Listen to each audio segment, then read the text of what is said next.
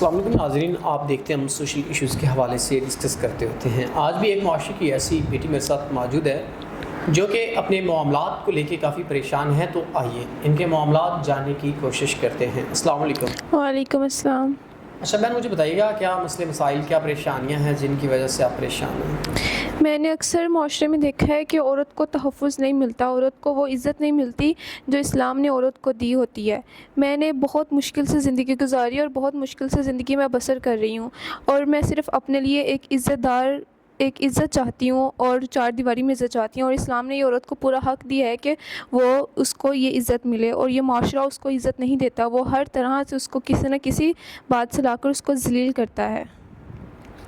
آپ نے بہت اچھی بات کی کہ اسلامی عورت یہ توقع کرتی ہے کہ اسے معاشرے میں عزت دی جائے، تو ہم بھی آپ کی اس بات سے اتفاق کرتے ہیں، لیکن عزت کیسے اور کس طرح آپ چاہتی ہیں اس معاشرے میں جینے کے لیے یا اپنی زندگی کو سروائیو کرنے کے لیے؟